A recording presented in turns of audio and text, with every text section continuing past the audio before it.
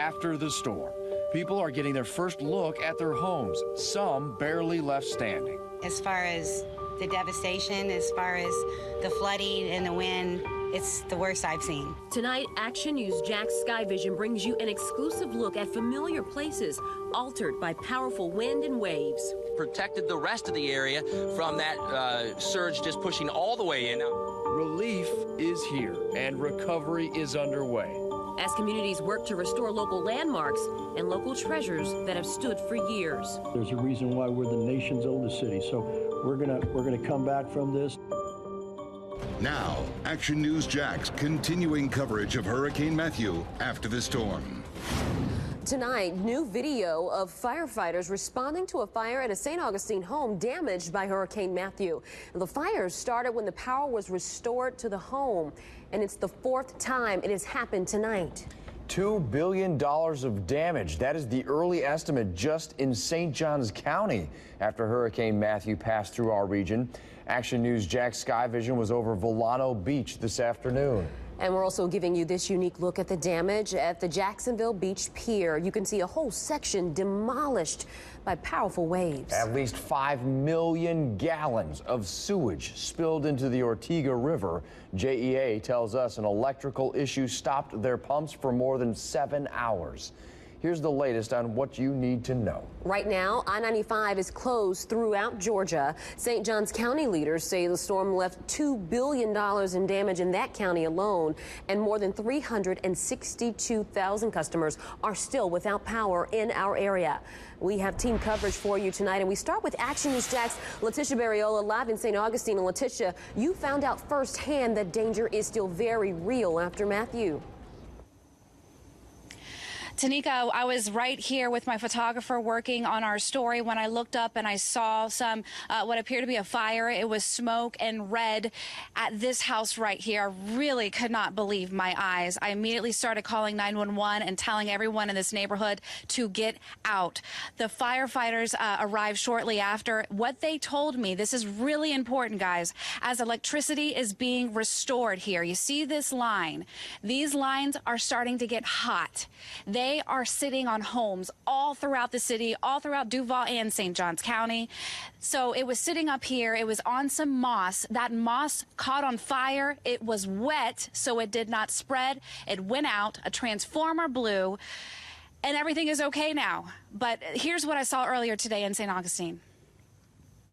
This massive tree couldn't take Hurricane Matthew's force. The damage has left this couple homeless, but they're glad they're alive. I'm glad I wasn't in there because I probably would have had a heart attack and had to go to Flagler. This morning, Sky Action News Jack showed you an aerial view of St. Augustine. It was a much different scene from Friday as Hurricane Matthew approached our coast. Our Russell Colburn showed you the Matanzas River and the First Alert Storm Tracker flowing through the ancient city streets and people stranded inside the Casablanca Inn.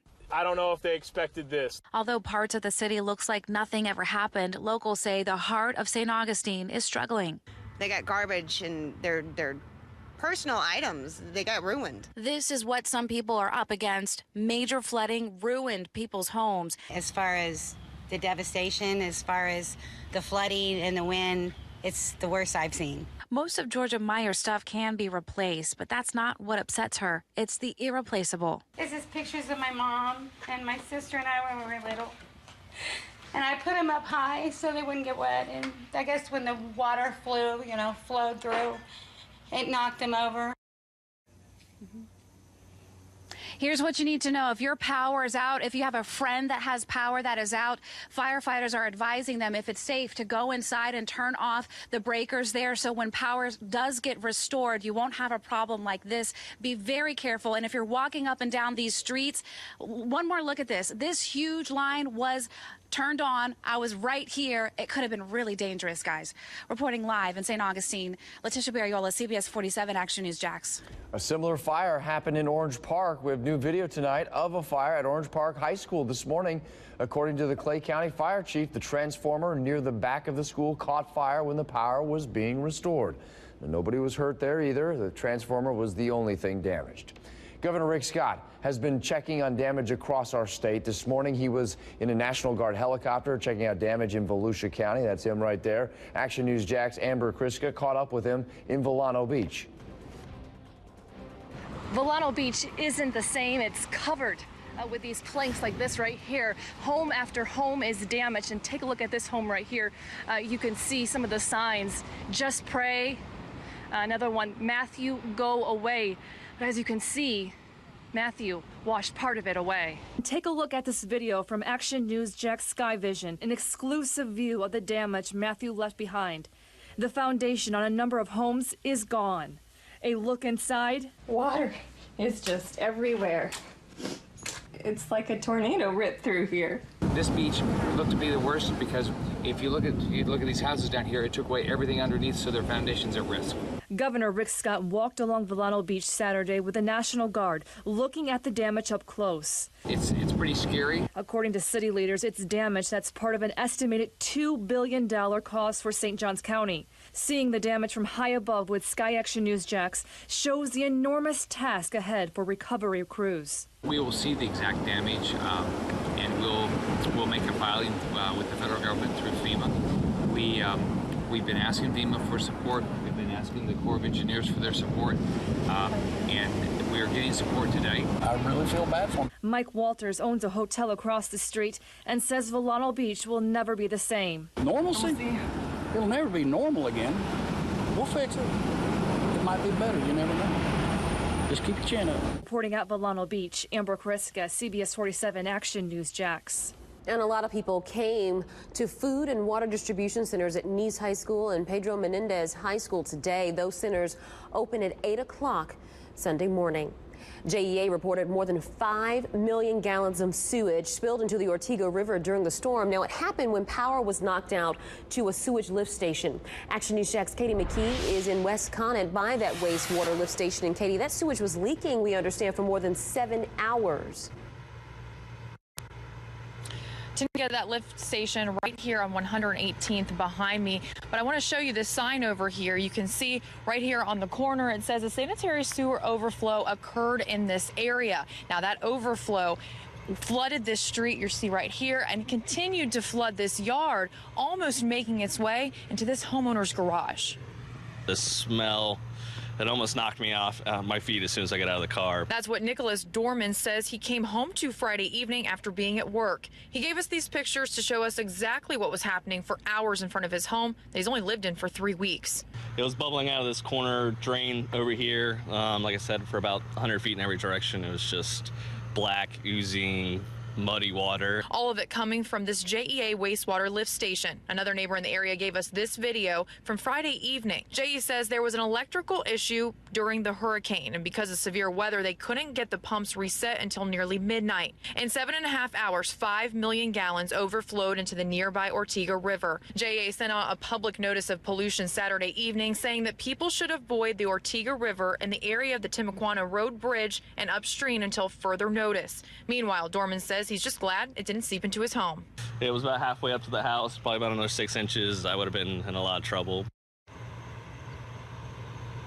And you can see that white substance that you're looking at. This is what crews came out to do, sanitizing the area after that overflow. Now, JEA says, to put in perspective, what happened here only happens about once every 10 years, with Hurricane Matthew being described as a historic event that had what caused all this in the first place. And they said that they couldn't get crews out here to fix it until the winds came down to underneath 40 miles per hour. Reporting from West Connect, Kate McKee, CBS 47 Action News Jax. Right now, Interstate 95 is closed throughout Georgia. That's so DOT crews can inspect the road and clear debris. And in Glynn County, Jekyll Island and St. Simons Island are also closed to non-emergency workers. Right now, public safety, utility crews, and essential personnel are the only ones allowed on those islands. Now, Southern Soul Barbecue offered free meals to the people who decided not to evacuate. This is about community. This is about looking out for each other. And like I said, Southern Soul is just a perfect example of that kind of people. People taking care of people. The Georgia National Guard is in Waycross, where they are getting ready to help people in southeast Georgia. That's their staging area. The Glynn County Commission says no time frame right now for when they will allow people back to St. Simons and Jekyll Islands. The curfew in Camden County has been extended tonight. It started at 10 and ends at 6 a.m. Sunday morning. There was extensive flooding in the county, and this is video from yesterday at the St. Mary's boat services there. The sheriff's office says the decision to extend the curfew will be made on a day-to-day basis as recovery efforts continue. In Clay County, the Shands Bridge is closed because of structural damage until further notice. The Clay County Fire Chief did not go into detail on what kind of damage to the bridge. And in St. Johns County, the Shands and Crescent Beach bridges are both closed as well. Tonight, we are getting our first look at some of the damage between Amelia Island and Jax Beach. People are trying to get back to normal after Hurricane Matthew battered those coastal areas. Action News Jack's Ben Becker is live in Jax Beach, and the First Alert Storm Tracker. Ben, you saw quite a bit on your drive tonight. Well, that's right, John, and people are trying just to get back to normal. And you know, the First Alert Storm Tracker gives us the unique opportunity to show you, the viewer, how things are here on Jax Beach and how things are just flooded out on numerous streets. Here's the street I'm driving down right now. You can see the flooding, and also to my right, I'm going to adjust the camera, and you can see where there's a pumping station right here where they're trying to get rid of the water in the middle of the street. Now we're going to make a left turn. As we turn down, you also see some of the pipes out here in the middle of the road that are blocking some of this road so people can't come down this way. And we're making our way down here as well, and there's more flooding as we go through here. Now earlier we were in Amelia Island, which also had a lot of issues as well from Hurricane Matthew. The drive around Amelia Island was eye-opening. Lights out at intersections, crews working to restore power, and even a porta potty on its side at a construction site. At David Bean's home, the cleanup has begun. How would you describe the damage you see, or just a cleanup? Blessed and very lucky. Bean has lived in this house since 1995. His property was full of leaves, branches, and a tree that came down. Fortunately, not on his home. You have a tree down back there. Yeah, wiped out my kayaks. You lost your kayaks? Yeah, 2 of them back there covered up. Meantime, in downtown Fernandina Beach, which was mostly underwater Friday but was gone by Saturday afternoon, the owner of the patio place told me she had no damage to her restaurant. You open up in January, this storm's coming now, and you're thinking maybe all I've worked for could be wiped out. Let's just say yesterday I called my old company and asked if they were hiring again. Tops out. As for Bean, he evacuated to Tallahassee ahead of the storm and can look back at what happened with a sense of humor. What's your message to people who didn't evacuate and stayed put? When I was sitting on the other side of that bridge for 4.5 hours, I said, boy, they made the right call. And here on Jax Beach, you can see some of the emergency vehicles still out here working on the flooding. And of course, the big story here as well was the massive damage to the pier, where part of it went into the Atlantic Ocean because of Hurricane Matthew. Reporting live on Jax Beach, Ben Becker, CBS 47, Action News Jax. And there's a good number of people who agree with the man you just heard from in the end of Ben's story. Before bridges to coastal communities open, you could see long lines of cars, people frustrated just waiting to get back to their homes. It was the first time many beach residents had to leave since Hurricane Floyd back in '99. Drivers lined up along Beach Boulevard, even piled into gas stations to try to get better positioned for when the bridges reopened. Here for 5 hours at a gas station with my Doberman in the truck. Like, no, I'm not doing this again, ever. It was a similar situation, but a longer wait for people waiting to get back to Amelia Island. The bridges there finally opened at 4 o'clock this afternoon. I'm First Alert meteorologist Garrett Beaton. Well, Matthew continues as a hurricane as of the 11 p.m. advisory, expected to weaken as it moves over the Atlantic. But I'm tracking some cooler temperatures for us here locally in the First Alert forecast. Plus, storm surge socked the coast, but it could have been worse. We'll show you how the dunes protected beachfront homes. The iconic Jacksonville Beach Pier had significant damage thanks to Hurricane Matthew and a strong wind and surf. Chief Meteorologist Mike Burrish took us on a look at how the dunes actually prevented this kind of damage inland. Cleanup is underway in Jacks Beach. I'm at First Street and Beach Boulevard. We got the ocean behind us, which is much more tame than it was yesterday. There's still a pretty decent swell, especially for our area, but it's clean. It's an offshore west wind, and the surfers are enjoying it. You guys, during Hurricane Matthew, a Category 3 hurricane, about 40 to 50 miles off our shore, the ocean came roaring right between those two dunes. It was a storm surge that the National Weather Service thinks here might have approximately been 2 to 4 feet.